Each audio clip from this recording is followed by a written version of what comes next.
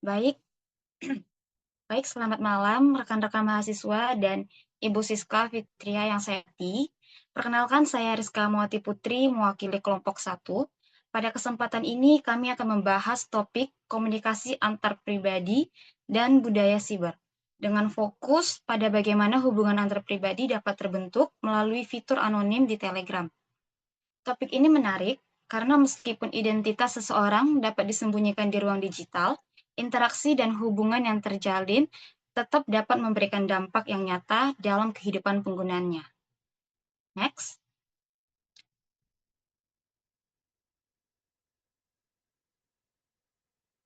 Untuk memudahkan pembahasan, presentasi ini akan dibagi ke dalam beberapa bagian. Yang pertama, kami akan membahas latar belakang serta teori yang menjadi dasar analisis, yaitu Computer Mediated Communication atau CMC dan Hyperpersonal Model. Selanjutnya, kami akan mengkaji bagaimana budaya siber terbentuk melalui fitur anonim Telegram, dampak positif dan negatif yang muncul, serta rekomendasi dalam membangun komunikasi yang bijak dan bertanggung jawab di ruang digital. Selanjutnya saya serahkan kepada rekan saya.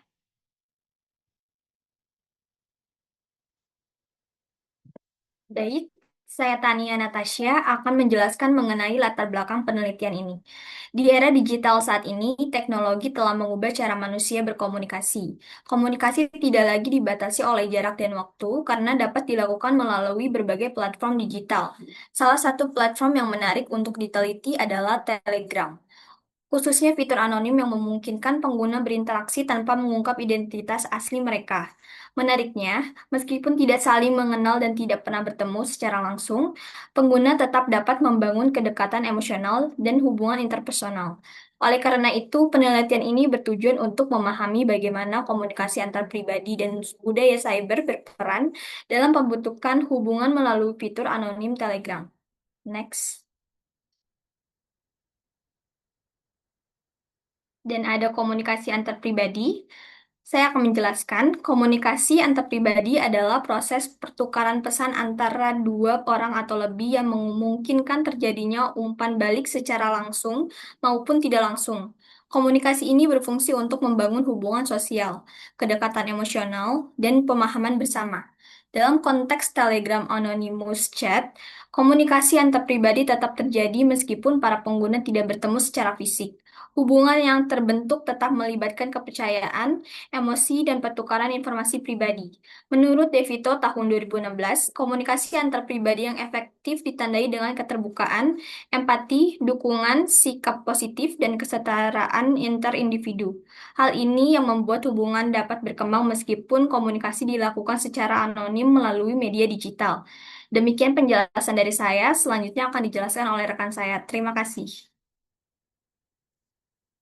Oke, saya Iren Suciarti akan melanjutkan dari budaya cyber.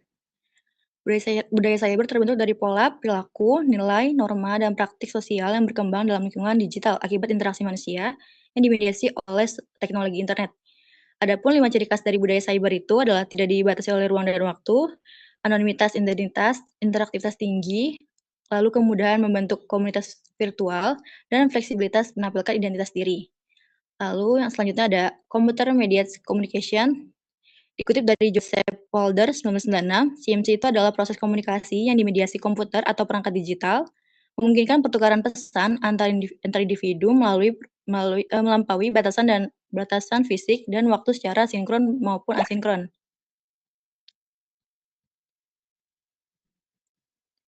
Adapun 4 karakteristik dari CMC pada Telegram,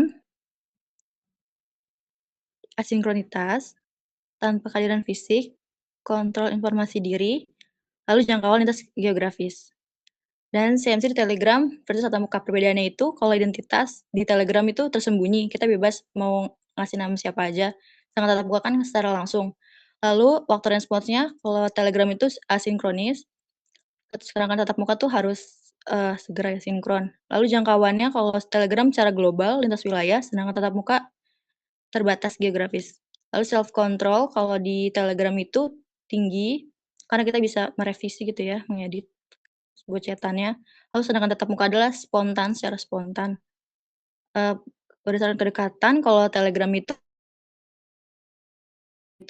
normal, secara biasa. Lalu next, teori pengurangan ketidakpastian dan juga teori penetrasi sosial. Menurut Berger dan Colabres, dikutip tahun 1975 ya. Ketika dua orang yang belum saling berinteraksi, mereka berusaha memperoleh informasi untuk mengurangi ketidakpastian tentang identitas dan perilaku lawan bicaranya. Karena semakin banyak informasi yang diperoleh, maka semakin mudah memprediksi perilaku dan juga melanjutkan hubungan.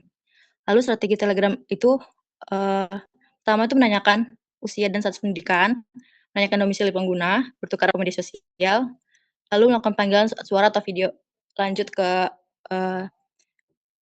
aplikasi lainnya gitu ya, yang lebih intim. Lalu penetrasi sosial dikutip dari Alman dan Taylor 1973, hubungan berkembang melalui self-disclosure bertahap mulai dari komunikasi dangkal menuju intim, kepribadian seperti lapisan bawang yang terbuka perlahan. Jadi ada 4 tahapan, orientasi, pertukaran afektif eksploratif, dan juga pertukaran afektif, lalu ada pertukaran stabil. Pada Telegram, percakapan berkembang dari salam hingga berbagi trauma dan hubungan percintaan. Sekian dari saya, dilanjutkan oleh rekan saya.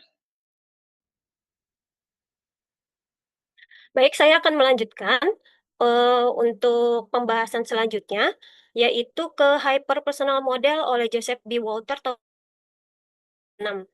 Menurutnya, komunikasi melalui media komputer dapat menghasilkan hubungannya lebih intim, positif, dan ideal dibandingkan tatap muka, karena pengolahan pesan dan persepsi yang berbeda.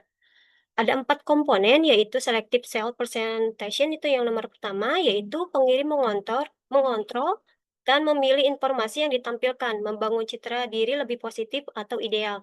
Yang kedua, idealized perception, yaitu penerimaan mengisi kekosongan info dengan asumsi positif, membentuk gambaran ideal terhadap lawan bicara. Yang ketiga, channel effect, yaitu komunikasi teks dan asinkron, memberi waktu menyusun pesan dengan hati-hati jadi lebih terkontrol dan terencana. Yang keempat, yaitu feedback loop, yaitu respon positif berulang, memperkuat persepsi ideal dan meningkatkan kedekatan semakin dalam. Next, Kak. Bab ketiga, analisis kasus, yaitu latar belakang fenomena dan identifikasi bentuk komunikasi. Mengapa fitur anonim Telegram populer? Jadi menurut We Are Social tahun 2024, ada pengguna Telegram di Indonesia sekitar 70 juta lebih, dengan pengguna terbanyak bot anonim itu di rentang tahun 18 sampai 25 tahun, yaitu kebutuhan berekspresi tanpa dihakimi secara sosial, ruang pelarian dari batasan status sosial dengan dunia nyata, budaya kolektivitas atau anonimitas sebagai kartu pelepasan, yang terakhir kemudahan akses via smartphone. Selanjutnya, bentuk komunikasi yang itu ada 3, acceleration self disclosure, yaitu topik mendalam. Trauma, harapan, rahasia muncul dalam hitungan jam tanpa perlu berbingung-bingung berkenalan. Yang kedua, komunikasi hyperpersonal. Keintiman lebih intens dari tatap muka karena bebas dari batasan penampilan fisik dan status sosial. Yang terakhir, ilusi kedekatan. Rasa dekat yang terbentuk belum tentu didukung komitmen nyata atau kejujuran identitas. Next, Kak. Selanjutnya, analisis unsur komunikasi dan karakteristik budaya cyber. Unsur komunikasi menurut Barnard tahun 1970 ada 4. Yang pertama, komunikator dan komunikan. 2 pengguna anonim bertindak simultan sebagai pengirim dan penerima. Yang kedua, pesan dan simbol digital. Teks, emoji, stiker menggantikan isyarat nonverbal. Yang ketiga, media seperti bot Telegram, perantara AI yang mempertemukan 2 individu secara acak. Yang keempat, itu umpan balik dan efek. Ketertarikan emosional cepat atau adiksi mengobrol baru. Karakteristik budaya cyber yang muncul ada 3, yaitu yang pertama, online disinhibition effect. Menurut Suler tahun 2004, tanpa konsekuensi sosial langsung, pengguna lebih berani dan jujur tapi juga rentan menyimpang. Yang kedua, fluid identity. Menurut Tarkle tahun 2011, pengguna bebas memanipulasi gender, usia, latar belakang eksperimen identitas tanpa resiko. Yang terakhir yaitu konektivitas instan. Hubungan dibangun sekaligus diputus hanya dengan satu tombol mengubah relasi interpersonal jadi komoditas. Sekian dari saya. Bisa dilanjut oleh rekan saya. Oke, selanjutnya nama saya Muhammad Arif Fadilah. Saya akan menjelaskan dampak positif dan negatif fitur anonim Telegram. Jadi di sini itu pertama ada ruang ekspresi bebas dan aman. Jadi itu yang pertama tentu pengguna itu bisa lebih bebas untuk mengekspresikan diri mereka karena identitasnya itu tidak diketahui. Jadi banyak orang yang lebih berani untuk menyampaikan pendapat atau menceritakan masalah yang mungkin itu sulit mereka ungkapkan di dunia nyata. Kemudian yang kedua ada yang namanya dukungan sosial lintas batas. Nah, di fitur ini itu juga bisa menjadi tempat untuk mendapatkan dukungan sosial. Misalnya ketika seseorang itu sedang mengalami masalah dan mereka bisa berbagi cerita untuk mendapatkan masukan ataupun dukungan dari orang lain meskipun orang kita ini belum pernah bertemu sebelumnya. Nah, yang ketiga itu ada yang namanya katarsis dan kesehatan mental. Nah, jadi itu di fitur anonim ini kita bisa menjadi di fitur anonim itu juga bisa menjadi sarana untuk melepaskan emosi atau curhat. Kadang orang tuh merasa lebih nyaman bercerita kepada orang asing dibandingkan kepada orang terdekat. Nah, di balik tiga manfaat ini juga ada beberapa dampak negatifnya. Yang pertama adalah catfishing dan pelecehan. Nah, di sini itu resiko penipuan identitas tuh atau catfishing eh, bisa bisa identitas pengguna itu tidak jelas. Jadi seorang itu bisa saja berpura-pura menjadi orang lain. Yang kedua adalah parasocial relationship. Jadi itu di sini tuh lebih ke munculnya ilusi kedekatan. Jadi itu pengguna itu bisa merasa sangat dekat dengan lawan bicaranya, padahal belum tentu mengenal orang tersebut secara nyata. Nah, yang terakhir itu adalah risiko privasi dan data. Nah, di risiko ini tuh informasi pribadi yang dibagikan dalam percakapan anonim itu bisa aja disalahgunakan jika tidak berhati-hati. Jadi meskipun fitur anonim ini memiliki manfaat, ya pengguna pun tetap perlu bijak dalam menggunakannya.